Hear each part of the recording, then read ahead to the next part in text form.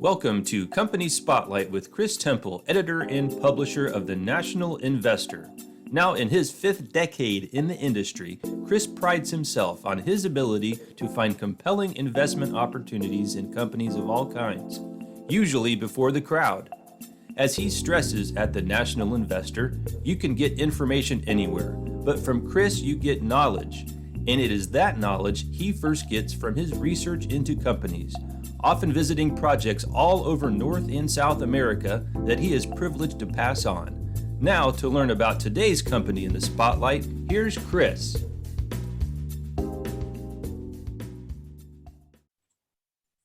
Welcome back, folks. Chris Temple again with you, editor and publisher of the National Investor. And in this company spotlight edition, I have my old friend James Anderson with us. He is the CEO of Guanajuato Silver Company Limited. They are on the Toronto Venture Exchange under the symbol GSVR, as you see on your screen. And here in the US, they recently uplisted and are now on the OTCQX under the symbol GSVRF. And James and I have known each other for a while from the old days, relatively speaking, when he was with New Legacy Gold. He moved on from there just over 2 years ago, and fairly quickly after that got a hold of me and wanted to let me know about Van Gold Mining, which is what Guanajuato used to be named. The stock was all of about 4 cents a share. And I dragged my feet a little bit, but finally realized he was onto something, as you're going to learn today. We got our folks in, I think, in the mid-teen cents a share or something like that. And recently, Guanajuato's share price was over 70 cents before it consolidated along with other precious metals oriented companies over the last few months as we came into the summer. It's a great story, as you're going to learn. And importantly, it's a theme, in fact, that I stress from time to time and is a theme with a few other companies on my list. And that is when you have someone like James, who has been around the block a few times, been involved in other projects, who can spot something that somebody else missed once upon a time. It's some of the most successful stories that I've ever seen in natural resources are from fresh eyes and fresh approaches that come in and they repurpose assets that somebody else just, for whatever reasons, just didn't exploit properly. And you're going to learn about the different moving parts of that story where Guanajuato Silver is concerned in just a minute. Before we get into that, of course, you know the drill. Securities regulators like it when James and I let you know that we might be sharing some forward-looking statements. So here is from first, of course, on the screen is Guanajuato Silver Company Limited's own disclosure from their website. And in addition to that, next here you'll see my own. The company was recommended by me on its merits back a while ago to subscribers to the National Investor, my paid members. And subsequent to that, James enlisted our assistance at National Investor Publishing for some media, some copywriting stuff. This video was part of that. So we want you to understand that relationship. And last but certainly not least is I'm also a shareholder of Guanajuato because I think that this is just a killer story, as you're going to learn when you see the kind of company that James has been able to put together. So without further ado, James, welcome. I'm glad you could join us today. James Anderson, of course, is both chairman and CEO of Guanajuato Silver. Thank you very much, Chris. Welcome back from Hawaii. Well, thank you. I love the introduction regarding the forward-looking statements. What I like to say is almost everything I say is a forward-looking statement, so everybody should know that ahead of time. Well, of course, and anything to do with mineral exploration, startup companies of all kinds, some work and some don't, and the best laid plans don't always come together. you as well as everybody in your industry in the last year and a half, there have been delays because of COVID. You got to pull people out of an area. You got to shut down for a while, make sure everybody's healthy and get back at it again. But a lot of good stuff has happened that we're going to talk about. But going back to the genesis of your story in Guanajuato, Mexico, when you first told me about Guanajuato, I didn't know very much about the history. You know, I've been involved, as you know, in Ecuador and love the history down there. Love to be able to see all of the centuries old architecture and sites and whatnot. But in the case of Ecuador and some of the places I visited down there, and even a couple in Mexico, not with the rich mining history as well. And I didn't realize that that Guanajuato area was really big for a long time as far as mining is concerned, wasn't it? Yeah, absolutely. It's and we like to talk about it as being a 480-year-old mining camp. You know, I was born in Timmins, Ontario, which is a fantastic old Canadian mining city. The Hollinger mine there produced 40 million ounces of gold over its time.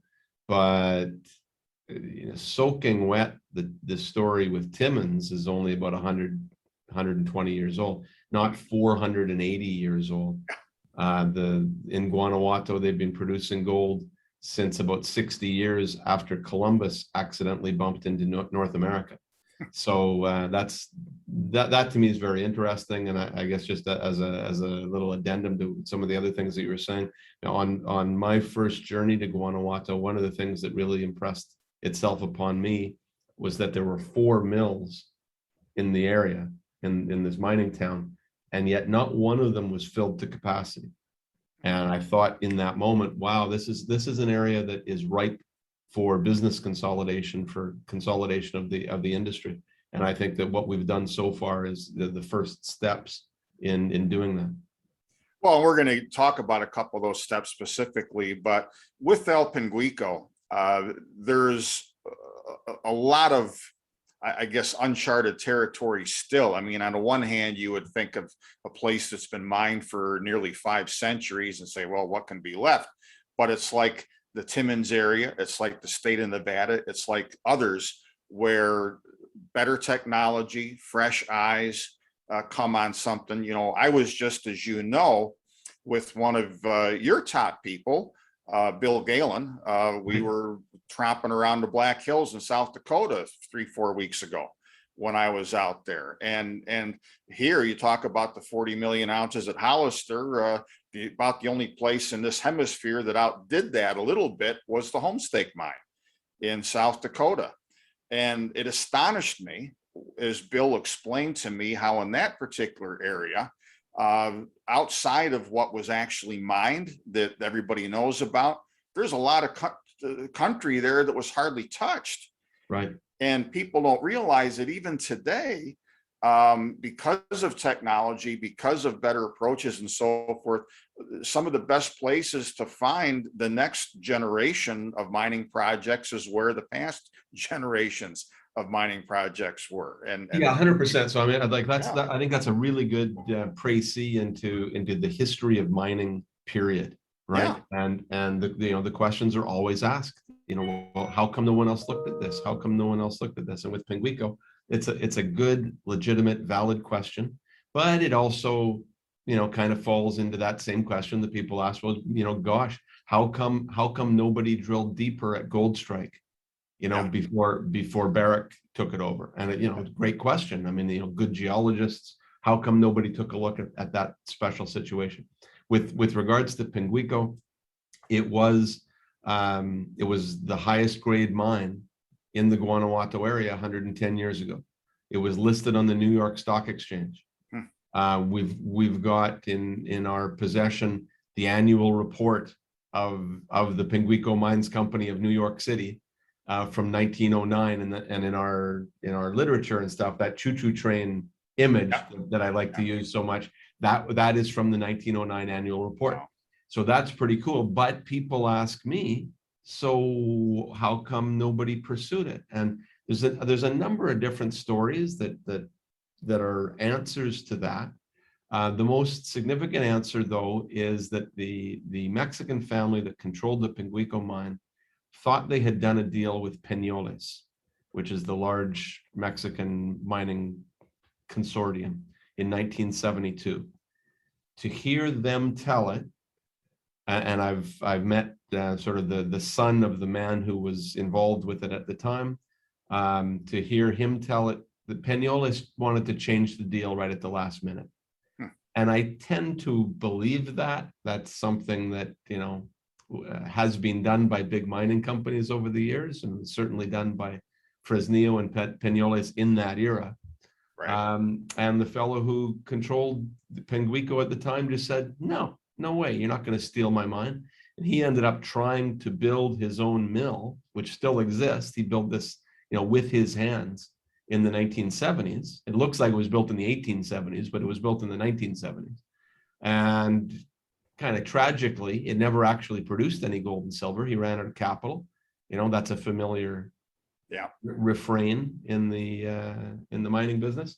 And today, you know, our Penguico claims are completely surrounded by Fresnillo, which was a division of Peñoles, and then they split apart, but of Fresnillo, which is the largest silver mining company in the world.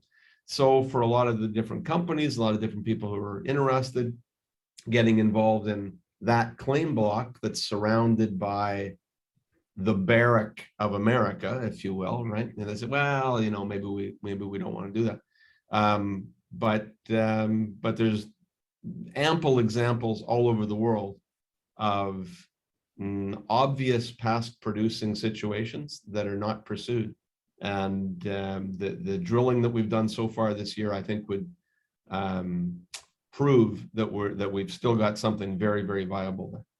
Well, for sure. And that drilling that you referred to, of course, was some of the old underground material that was broken up but never hauled to surface, never run through a mill or anything, lots of it underground. And you've had some good drill results on that, and could be before year end processing some of that, which we're going to get to in just a second here.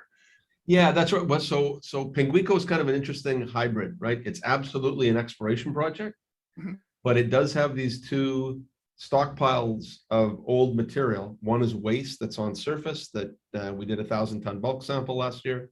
The other stuff underground was never waste. It was designed as a low-grade stockpile 100 years ago, except that it's about 300 grams of silver equivalent. So it doesn't really look like low-grade material. I will say, though, that all of the drilling that we've done this year is into fresh, in situ vein material, and stuff that, you know, hasn't been looked at, hasn't been drilled for a long time. These are extensions basically to the south of where the old timers were mining 100 years ago.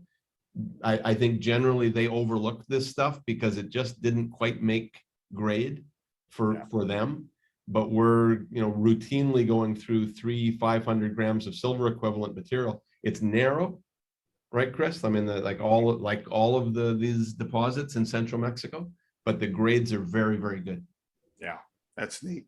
Well, folks, we're not going to be able to get into every single moving part of any of these projects during this discussion. So I want to encourage you to take some time later on, go to Guanajuato Silver's website, learn more. But as we move on, one of the neat things about the story, James, is that you took this asset in an area that had a few mills, which you said none of them were working at capacity, and you were able to get a deal done a short time ago that you closed. Was it early this year you closed it?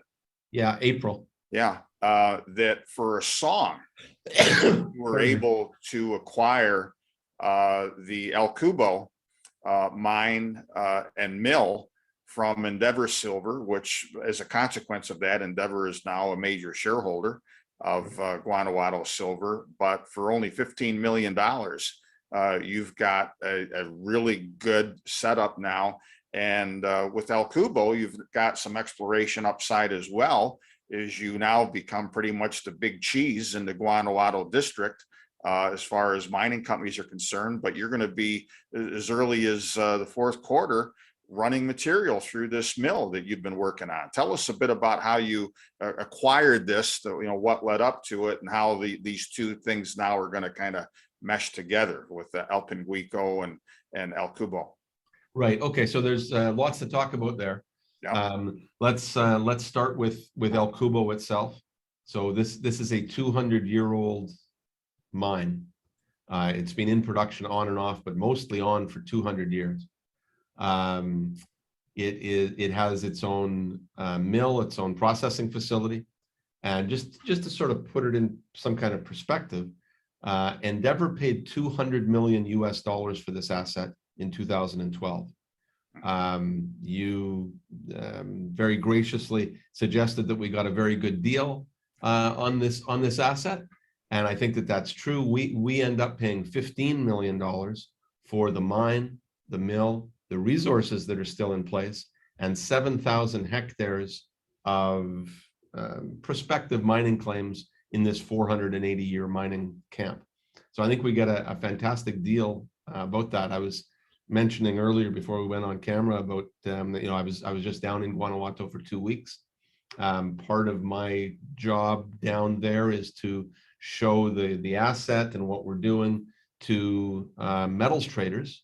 We will be producing concentrate in the fourth quarter of this year, and we need to sell that to somebody, so they need to come and do their due diligence. To a man, everyone was absolutely astounded about the size, the scope of the operation.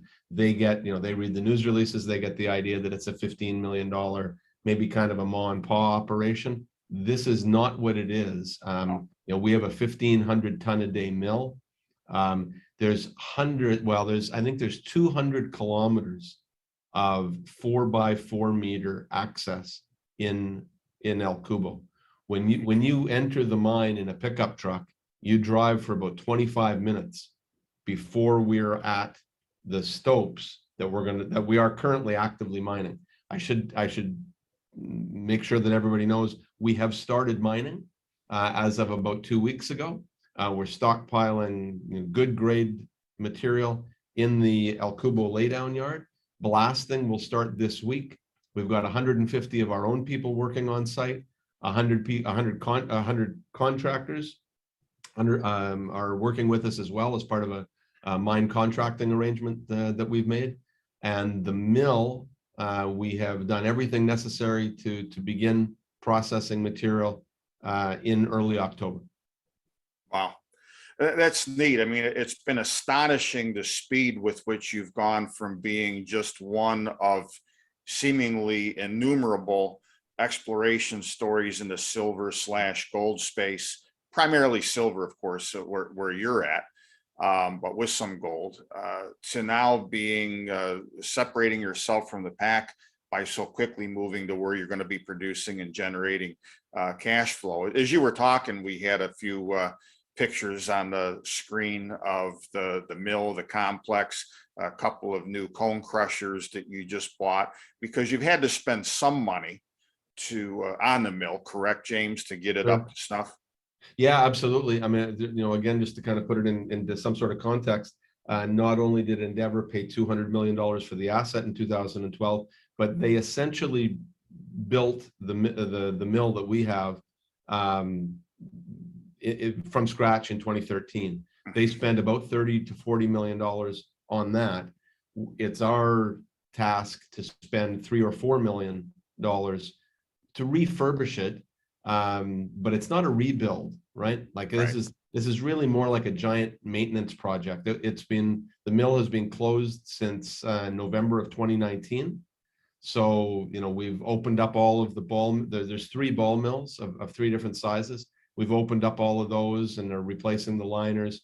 We bought 2 new crushers, new pumps, new hydraulics, a bunch of new cable that we've got to put in. So it's a 3 to 4 month giant maintenance project is what it is. Yeah, but nothing where anything is being necessarily added to in a big way or rebuilt. You just got to make sure everything still works, the switches work, and a couple of parts are fresh. And again, you're going to be kicking off production in the mill in the fourth quarter, right? Correct. Yeah, that's been our plan all along, and I can tell you again, being down there for 2 weeks, we are on track, on time, on budget, and just to harken back to your point a moment ago in terms of the speed at which we've done this, yeah, is just a little bit unprecedented in the mining business today. We have a very motivated team. We've hired 150 people. 149 of them are Mexican. Wow. The only exception is Rob Sedgemore, who's our director of mill recommissioning. Rob's a Canadian guy originally, but he's been working and living in Latin America for many, many years. He's got experience, all over the world, including working with the World Bank and working at Escondida. So this is a relatively small operation than what he's used to. Sure. But the 149 Mexican workers, a lot of companies in our business will brag about, well, we've got 90% of the workers working here are local, but the managers aren't. Our managers are Mexican. All the mining engineers, all the heads of departments, they're Mexican. And it means that we can move more swiftly. There's more trust within the community. The mayor of Guanajuato and about 12 of his deputies, his department heads, were there last week, and we gave them a big tour and had lunch with them. He thanked me personally for calling the company Guanajuato Silver. That means a lot to them and the history of the place. Sure. So yeah, I mean, we've got a real social license to move very, very quickly in order to make sure that all of the people that we've hired continue to have gainful employment. That's neat. Now, a while back, you put out, in anticipation of this rapid deployment of the development abilities that you have now that you've got this mill, you put out a PEA, but I suspect that that's not the last we're going to hear of added resources and so forth. You're kind of doing two things at once. You've got enough to get started and start generating cash, but there's still a lot of upside exploration wise, really, at both projects, isn't there? Oh, there absolutely is. And in fact, so much so that it's hard for me to figure out what to comment on first. Let me describe for you, first of all, kind of exploration and expansion at the computer level. Okay. So because our friends at Endeavor paid a lot of money for this asset, they built this big mill, it's 1,500 tons a day. They wanted to mine the thing at a big rate, at a big level. And, frankly, the mill doesn't quite match the size of the mine. The mill's 1,500 tons a day, but because this is a very typical narrow vein, but very good grade Mexican epithermal asset, it's difficult to come up with that much material on a daily basis for the mill. Just from the El Cubo mine. Yes, that's right. Correct. Exactly. So what they were doing was mining, in our estimation, using stopes that are too wide in order to get more material, more tons, but that doesn't give you more ounces. No. And what we want to do is mine the thing more narrowly and add more ounces. So back to, in terms of exploration, the three, and if you go onto our presentation now, I can't remember which page it is, but you can see three stopes. There's the 1850, 2175, and Sebelitas stope areas. Now, these were known to Endeavor. They drilled them off. All of our data is with using their drill holes. However, when they used their computer model, what they were looking at was a minimum 2.4 meter wide vein system. As soon as you do that, because the grade in these particular areas is good, but it's not spectacular, as soon as you do that, a lot of the material kind of ducks under cutoff grade. Right. And then in the computer model, there's no tons. Counterintuitively, if you narrow the search radius, so we're looking for a narrower vein, 1.4 meters on average. Well, now the grade goes way up and all kinds of tons show up in the computer model. So we've hired many people who have El Cubo experience, who worked there, 10 years ago or 5 years ago, for 3 years, for 5 years, for 8 years. One of the guys who we hired is a guy named Charlie Ortiz. He's a mine planner, worked at Endeavor. He's worked in the Guanajuato area for 19 years, but at El Cubo for 5. So like most human beings, if you do the same thing for 5 years in a row, you kind of, get on that track. It's kind of hard to bend you back in the other way. So it took Charlie a little while before he got what we were asking him to do, which was, let's search for material with a more narrow radius. But he's just a world of smiles right now, because now everywhere he looks and all of the planning, all of the sequencing that we're doing allows us to get more and more tons with the model that was already there in place. So that's thing one. In terms of other additional material that we can put in site at El Cubo, there are known in the region transverse veins. So at El Cubo, there's 2 major vein systems that have been mined for hundreds of years. One's called Dolores, one's called Villalpando. But there's a whole sequence of very regular transverse veins that intersect those major structures at 90 degrees. Those are known. They're usually very rich, but they're quite narrow. They're even more narrow than the major structures. Mm-hmm. So Endeavor never chased them. Well, I can tell you, like some of them, Chris, are just obvious, right? Yeah. Like as I drive through the mine, and I'm just going, hey, wait a second, what was that structure? Have we taken some samples from that?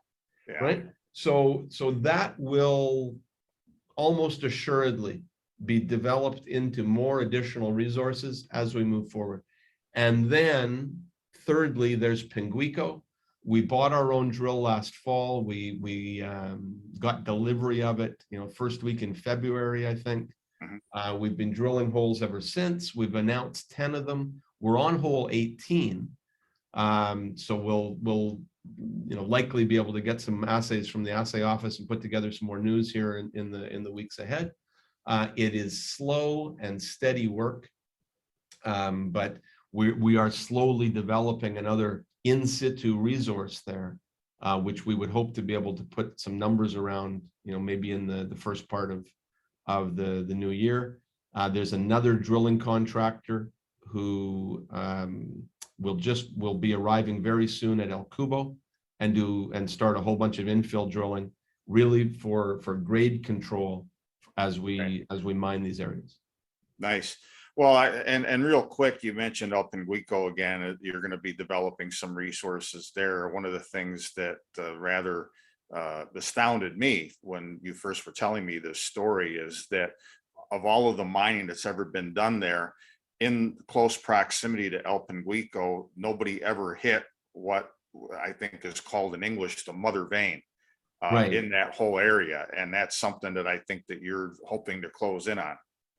Right. So Beta Madre is a regional fault structure. It's called the mother vein, but it's not really a vein. They've been calling it that for hundreds of years, so I don't think we're going to change that anytime soon. But it's a regional fault structure. You can see a surface expression of it for about 30 kilometers. Wow. 10 kilometers, so 7 miles to the north of us, and it's still being mined today, but is a world famous mine called Valenciana. Mm-hmm. It's mined today in a very small way. The grade is good, but they only take about 150 tons a day out of it. In the 1700s at Valenciana, mining on the mother vein, they were able to produce somewhere between 40 and 60% of the entire world's production of silver. So that's pretty cool. We have a similar geological setup where we are at Pinguico. We know that the mother vein exists because Fresnillo mined it for 30 years right next door to us. So it's dipping at about 45 degrees onto our property. Where that structure and where the El Pinguico vein structure intersect, that is a really cool drill target. Under normal circumstances, we would be drilling that already. As you know, Chris, I am a explorationist at heart. Because we've bought El Cubo, because we're putting a mine back into production, like we just don't quite have the bandwidth right now. Moreover, with some of our new modeling at Pinguico, it would suggest that drilling from surface and from the southern side of our property, we're going to have a better chance of intersecting that intersection of the two veins much more shallowly than maybe I was thinking about a few months ago. Okay. So as we develop those ideas, we will likely be drilling in the months ahead from surface and into that intersection. So it's something that we want to do. I'd like to say that we'll be doing it next week, but I think it's still going to take us a few more months before we get the bandwidth to be able to do that. So you've obviously had to have had in recent months a kid in a candy store kind of mindset. It's like, man, all this fun stuff, where do I start? Absolutely. So if it's up to me, I'm going, yeah, okay, let's do that too. Yeah. And it's a good thing we've got very experienced other executives here to help me. Lisa Day is our CFO.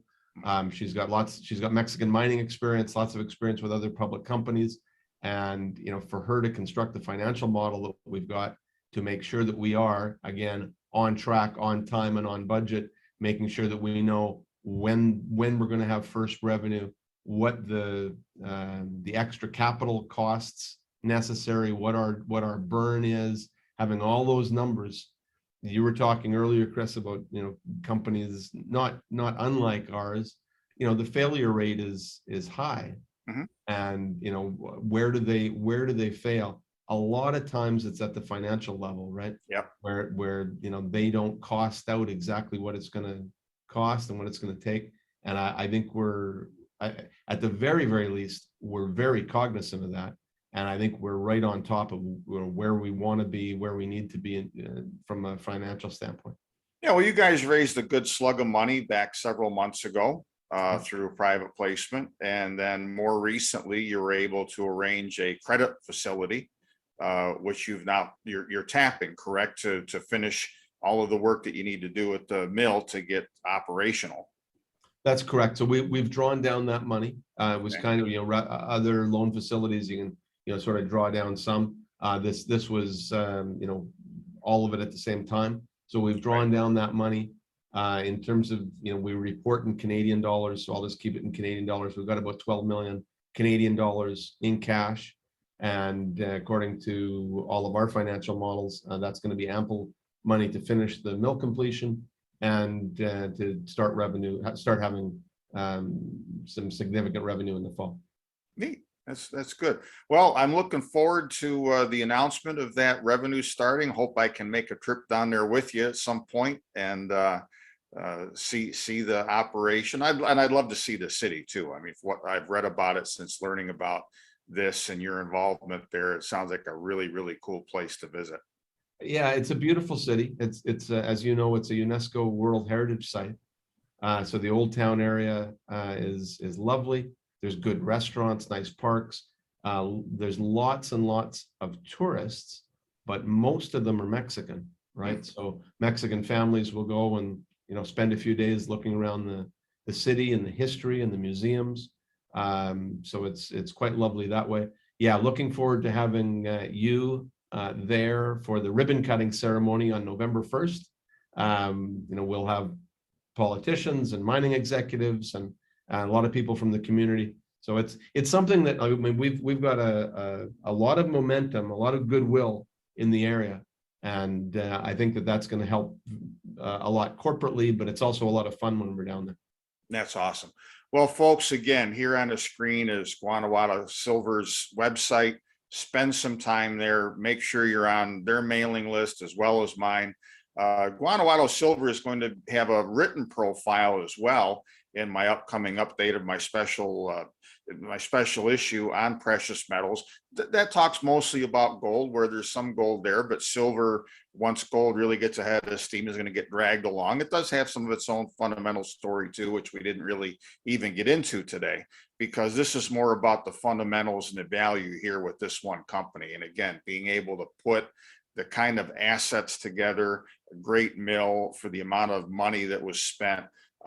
This really sets Guanajuato, in my view, apart from the typical exploration company, certainly, and not the least of which is you're going to have that production starting in the fourth quarter. So congratulations on a job well done to this point, James, and I'm sure one is going to continue, and I look forward to being down there with you.